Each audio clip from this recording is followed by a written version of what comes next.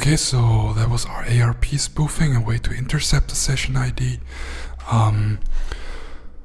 Well, another possibility to get to the session ID is if the session ID is predictable. So if the session ID is somehow derived from user data,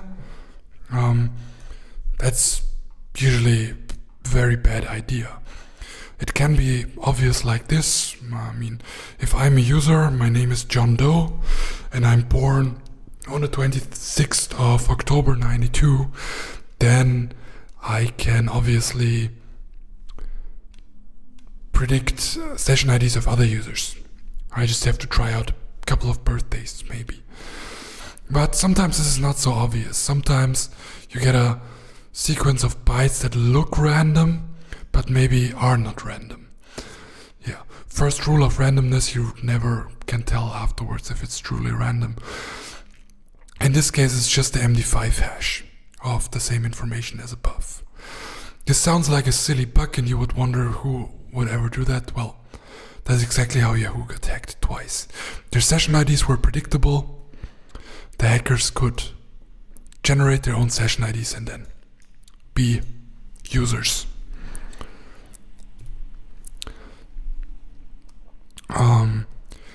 It might be possible to brute force through session IDs if they are not random enough. Here's an example. These are just 4 characters. If a session ID is that short, I can obviously try out different characters combinations, and at some point I'll hopefully find one that works. So this sequence of bytes seems better. It's longer, but again, doesn't mean much. This is just a base 64 encoding of the value 1, 2, 3, 4. Base 64 is an encoding that is actually meant to be used in text protocols to transmit binary data, but in a lot of web applications it is used as a way to hide certain things. But please keep in mind, base 64 is just an encoding, not an encryption, and you can always decode it, as you will see in the tasks later. One bug, one security vulnerability that I found in the system in the web application of the Studentenwerk Bonn had exactly that. They were trying to hide information by base 64 encoding it, which is a bad idea.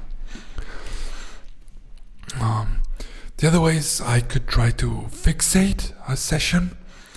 Well, how do I do that? Well, the workflow is like this. I'm the attacker and I issue a GET request to a banking website. And the banking website, once I visit it, return a session ID. Yeah, I haven't logged in yet or anything.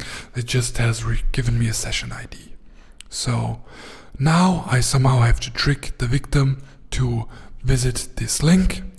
In this case, the session ID is transported via GET parameters, and I say, oh, here, click on this link, please. Your account has been breached. Please log in immediately. The victim is worried and clicks on the link, goes to the online application app, and then it inputs its username and password. It's logged in. So in this session, 1, 2, 3, 4, the victim is now logged in. I know this session ID because I received it and then sent it to the victim. So since I have the session ID now, I can just use it in my requests and I'm logged in as the victim user. This obviously only works if the session ID is transmitted via GET parameters, which is another reason why you shouldn't be doing that.